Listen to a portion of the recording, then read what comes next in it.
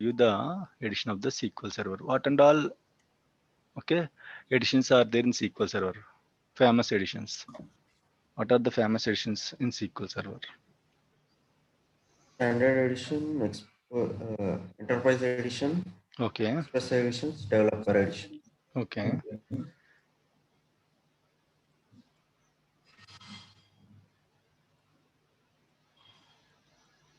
okay, fine. Fine, which is free edition?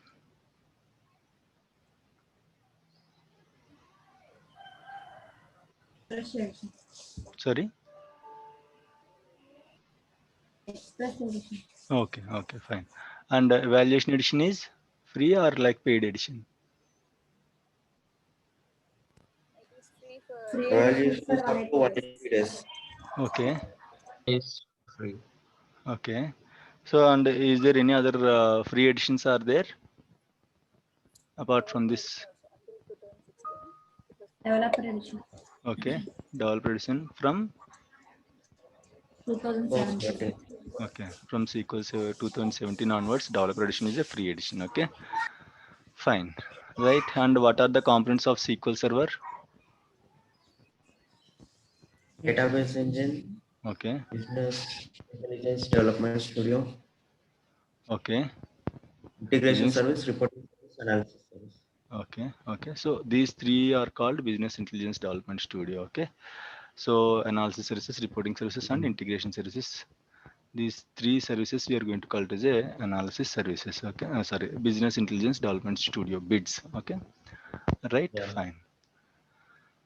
Okay, so what and all virtual machine softwares are there in the market? VMware, Oracle VirtualBox, Okay, and Hyper-V. okay, okay, fine. Okay, right, very good. Okay, so let me start my virtual machine. Yesterday we have discussed how to create a virtual box and all, right? How to create, how to install a virtual box software, okay, and how to create a new machine. Everything we have discussed in yesterday's class, right?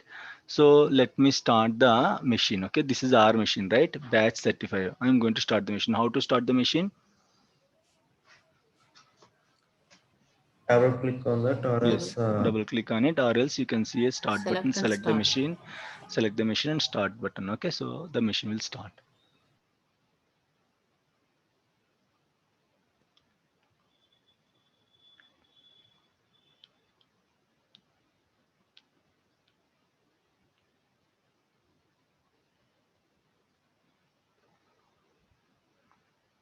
Right, the machine is starting.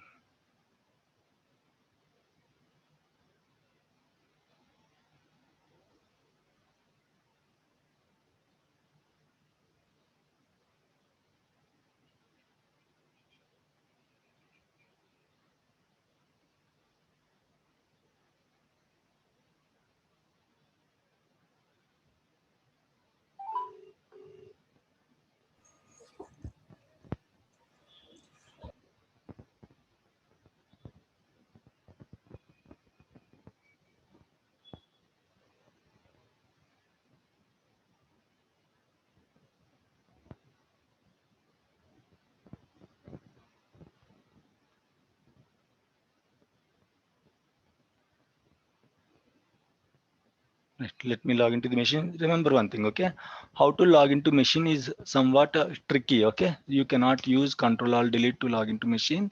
You have to use, there are two control buttons on the keyboard, okay? One is a left side control button, second one is a right side control button, okay? Two controls will be there on a keyboard, left control button, right control button, okay?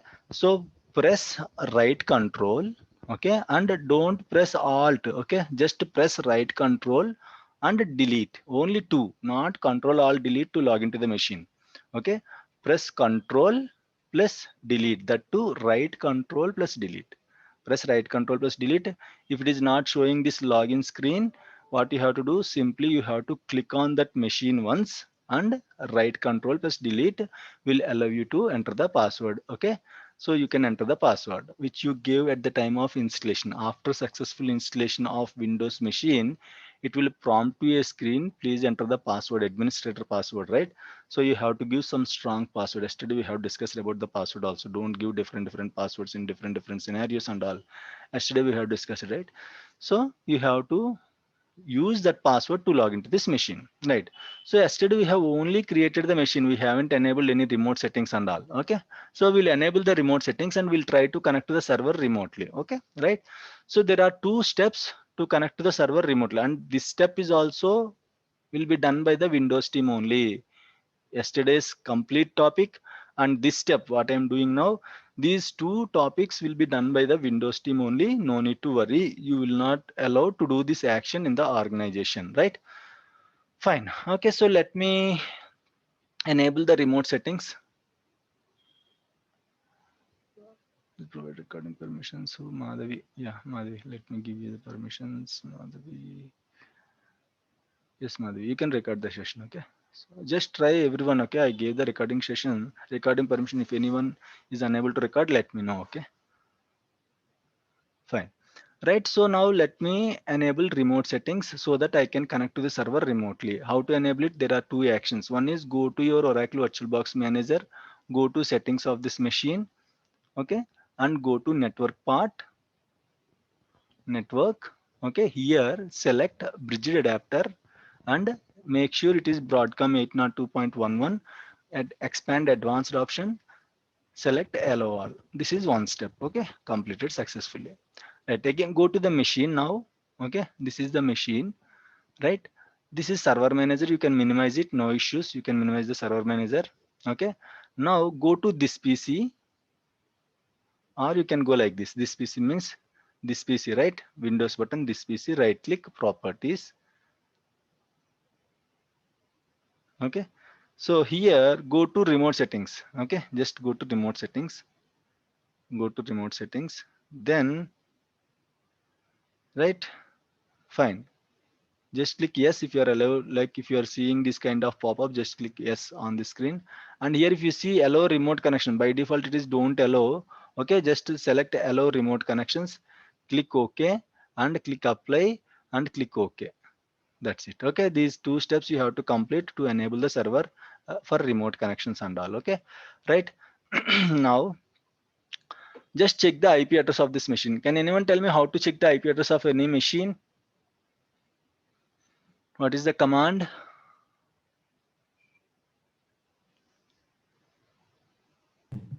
IP config. Very good. Okay, Configurations. IP config. Okay, so you have to use open command prompt. Okay, just open command prompt. How to open command prompt? Just open run and type cmd. Command prompt will open. Type IP config. Okay, so it will show you the IP address. See here, you have to use IPv4 address to connect. It is showing 192.168.43.95. Okay, so let me connect using. Okay. This IPv4 address. Remember one thing, okay? This is very important in the organization. How to connect to the servers in the organization. Okay, very important thing. Right, let me open this Paint, MS Paint. Okay, so how to connect to the servers in the organization? Actually, what are the terminologies we are going to use? What is meant by RDP? Okay, these things and all we'll discuss now. Right, so it will be different if you are working from office. If it will be different if you are working from home. Okay, right, I'll tell you. So imagine this is your office. Okay, this is your office and this is your laptop. You just went to the office. Once you went to the office, your laptop will be connected to the office network. Okay, your laptop will be connected to the office network. Okay, this is the office network. Imagine this is the office network. So all the laptops will be connected to the office network. Okay, so they can easily access. Okay, so no issues in accessing the laptops and all. Right, so then they will ask you to connect to the server remotely. Remotely means what you have to do, you have to just press Windows button, you can type remote. Okay, then remote desktop connection will open. You can do like this, or else Windows R MSTS is the shortcut. Okay, you can just type like this. Okay, then it will ask you to which server I want to connect. Say for example, if I want to call you, I have to use your name, Mani, Madhavi, Arjun, Arun. Okay, Ritesh, like that I have to call with your name, right? In the same way, okay, we have to call the servers with either the name or IP address. We can call the servers with either name or IP address. Okay, usually in the organization, you will call the servers with name. Servers will have server name. As of now, this server doesn't have a complete name. I'll show you once I just configure complete name and all. So till now, what I'll do, I'll call the servers with IP address. Okay. So here, once you open the remote desktop connection, so someone will ask you, please do RDP, please do RDP. Don't say what is RDP. Don't ask what is RDP and all. As an experienced DBA, you should know these are the basic things and all. Okay, RDP means remote desktop connection, RDC or RDP. Okay, so here you have to provide the IP address. Which IP address you have to provide? My virtual machine IP address. So what I am doing now, I am connected to the virtual machine from local machine using RDP. Okay, right? So what is the IP address? 192.168.43.195, just 95. So you have to type the IP address here. Okay, so you can just drag it and you can type it 192.168.43 dot and 95. Okay, just click on connect. Okay, so if everything went well, it will ask you, the pop-up screen will come like this. Okay, if not, if you did wrong mistake, I mean like if you did wrong configuration and all, then it will throw error. Okay, just click on use another account. We are going to connect to the server using administrator account. So username is administrator, ADMINISTRATOR. Okay, administrator, and the password is, after installation of Windows Server, I gave one password, right? That password you have to give here. Okay, right? So then a pop-up screen will come, yes or no pop-up screen. Then you have to press yes. Then automatically the server will be connected in the remote desktop. Okay, just press yes. These are very basic things. Okay, daily we are going to connect to the servers. Okay, if we don't know what to press yes or no, or else what is meant by RDP, RDC and all, it will be very difficult thing. Right, let it connect. So this is how we are going to connect to the servers remotely if you are in the office. Okay, right. Now you are in the home. Okay, you are doing work from home. You are using something like Airtel or Hathway or some other internet. Okay, ISP, internet service providers and all. This is your home and this is your laptop. Okay, small home, small laptop. Okay, so here you want to connect to the office server. Okay, this is the office server. You want to connect to the office server. Okay, so you cannot directly connect to the office server. Okay, so why? Because you are using Airtel internet, right? And office is having some other internet. So you are using different ISP, office is using different ISP. Okay, so for that, what you have to do, office people will install VPN software in your laptop. Okay, office people will install VPN software in your laptop. What VPN will do? It will act as a bridge between your office internet and your home internet. Okay, it will act as a bridge between your office internet and your home internet. What is that? VPN. Okay, VPN, this is called VPN. Okay, VPN will act as a, no need to do anything, simply automatically this VPN software will be installed by the Windows team in your laptop. Okay, then simply you have to first connect to the VPN network. Once you connected to the VPN network, what you have to do, you have to connect to the office servers. This is how we are going to connect to the servers if you are doing work from home. So you have to know the terminology VPN, virtual private network. It will act as a bridge between your office network and your internet that you are using in your home. Fine, clear? Any issues, any doubts? Right, so now you came to know, right, what is meant by VPN and all, right? So once you connected to the VPN, okay, it will ask you some credentials and all. Sometimes you will get RCA tokens. You anyone see, like in the software engineers, okay, they are going to carry small device. Okay, every 30 seconds OTP is going to change. A 6-digit OTP will come to that device and it is going to change every 30 seconds and all. It will helpful to connect to the VPN first. Once you connected to the office network, then automatically you can access any servers. Right, in the office we are going to connect to the servers using IP address or server name, right, that we have discussed. But how the IP addresses will be? Okay, How the IP address will be? Usually now we are, okay. 1 minute, just 1 minute.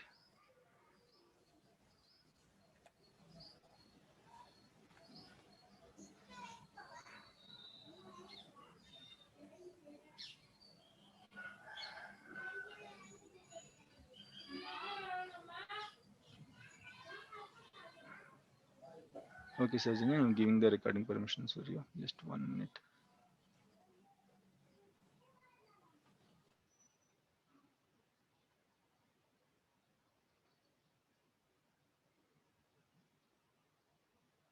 Yes, okay. Sajini, you can record the session now. Right. So usually in the organization, the server IP address will be in a 10 series.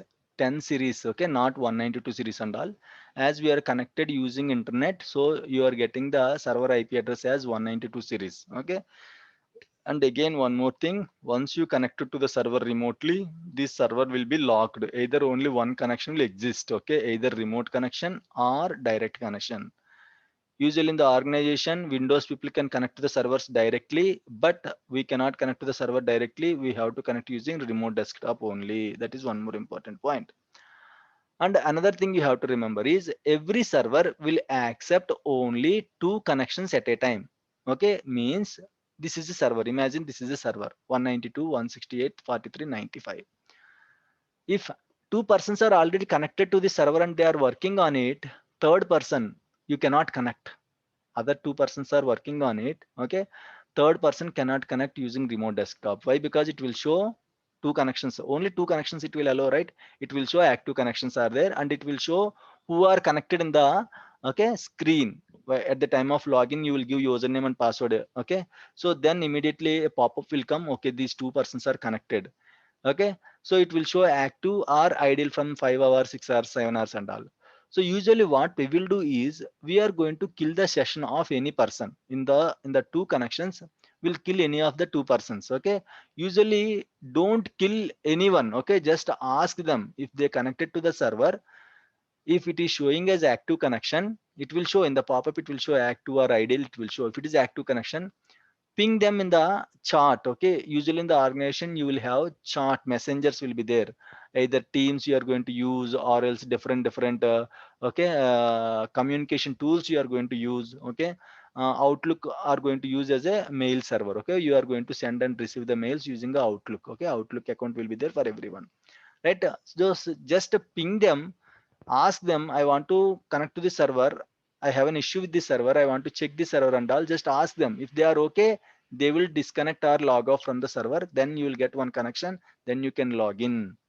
Otherwise don't kill without their permissions. Sometimes managers and all will connect, sometimes directors will connect.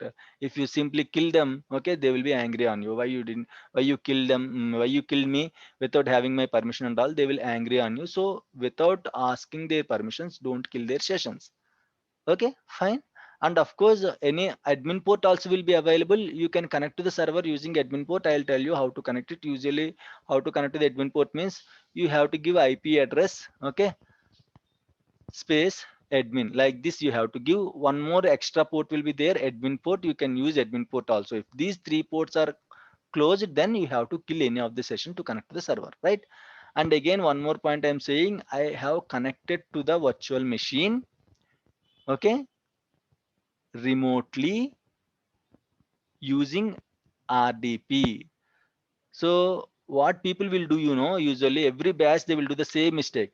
They will log into the screen, they will log into the machine, virtual machine, directly they will log in. Here they will open RDP.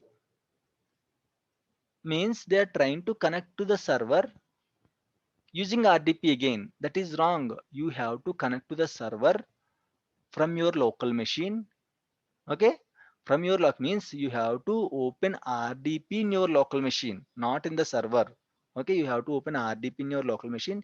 Then you have to enter the password IP address of that machine, to which machine you want to connect. You have to enter the IP address. And another challenges are, whenever you reboot, if you are connected to the mobile hotspot, this IP address will keep on changing. If I restart the server again, this IP address will keep on changing. So again, you cannot connect to the server with the same IP address. Okay, again, you cannot connect to the server with the same IP address. So what you have to do every time, Just check what is the IP address by directly logging into the server. That is first thing you have to do. Then go to local machine, type remote desktop or MSTSCS shortcut, and it will open like this. Then just give the IP address and you have to hit enter or connect button. Then it will ask you the credentials and all. You have to provide the credentials and you have to click yes. Then it will connect you remotely. And again, I'm saying you have to connect to the server remotely from your local laptop. Don't open MSTSC or remote desktop on the server. It's wrong, completely wrong. Okay. Again, I'll get the messages, sir, I'm unable to connect. How you are connecting? I'm connecting like this, sir. So don't do that mistake again and again. Okay, fine, right. So now I have connected to the server remotely. Now everything is fine. So now I want to install SQL Server, right? So we have configured Windows machine, we have configured remote desktop settings and all. Everything is ready. Now I want to install SQL Server. I'll tell you what are the prerequisites to install SQL Server. We have a lot of versions, right? 2000 is there, 2005 is there, 8 R2. Okay. What is the build number for SQL Server 2012? 11.0. Very good. Okay. What is the build number for SQL Server 2003? 3, there is no 3, no? Very good. Just Okay. Fine. What is the build number for SQL Server 2019? 50. Still fine. 15.0. Okay. Fine. Right. Very good. Okay. Right. So there are different prerequisites like hardware requirements and software requirements for installing SQL Server. Hardware requirements. Okay. And software requirements. No need to remember this hardware requirements, software requirements and all. I'll tell you a shortcut. Nothing is there. Hardware requirements means okay. Hardware means what? RAM. Okay. And your storage, RAM, storage, CPU. These are the main hardware requirements. Software requirements means what and all softwares you are going to install before installing the SQL Server. Usually, any software, okay, there are different requirements for different versions of the SQL Server. SQL Server 2005 have some minimum like 1 GB RAM, 1 GB storage, okay, and one CPU like that. In the same way, if the version is increasing, okay, the minimum hardware requirements also will increase. Okay, I'm going to install SQL Server 2012 in today's class, right? So for SQL Server 2012, okay, make sure 2 GB RAM is there at least. Okay, in the organization, of course, 8 GB, 16 GB, 32 GB, 64 GB, 128 GB, 256 GB, 512 GB RAMs will be there. But minimum requirement is at least 2 GB RAM. Okay, and at least 4 GB storage. Okay, this may be different, but these are the at least values. Okay, minimum requirements. Okay, and one CPU. Okay, one CPU and all. No need to remember again. No one will ask you, tell me what are the hardware. Even they also don't know. They also don't know what are the minimum hardware requirements. Why? Because servers we are not going to configure with minimum requirements, right? Servers will have at least 8 GB RAM or 4 GB RAM. Minimum to minimum 4 GB RAM will be there on the servers. So no need to worry about hardware requirements. Already machine will be set up with minimum hardware requirements. And coming to software requirements, this is very important. .NET framework is compulsory to install SQL Server. Okay, .NET framework software is compulsory. If you want to install SQL Server, .NET framework software is compulsory. Okay, and you should have Windows installer version. Okay, Windows installer version 5 or more than 5. You should have Windows installer version 5.0. Okay, 5.0. How to check the Windows installer version and all? You can open Windows R shortcut run MSIEXEC, MSIEXEC. Okay, it will tell you what is the Windows installer version. Okay, it will tell you what is the Windows installer version. Usually your server will have more than 5. Okay, so don't worry at all. But if you want to check it, type MSIEXEC, then it will show you the version of the okay Windows machine. That is one software requirement. And after that, what and all other software requirements? You should have SQL Server software. Okay, SQL Server software. This is compulsory, right? Without SQL Server software, how can you install SQL Server? So these are the main requirements and all. Right now, we'll install .NET Framework first. Then we'll go with the SQL Server installation. Okay, fine. So how to install .NET Framework? Connect to the server. Okay, this is my server, right? So remember one thing, any software we are going to install from server manager on the server. How to get the server manager? This is taskbar. This is called as a taskbar. The blue bar is called as a taskbar. On taskbar, you can see one server with briefcase. This is called server manager. Open the server manager. Okay. The meeting is going to close now. Okay. If it was closed, let me close it and let me open it again. Please join immediately. Okay.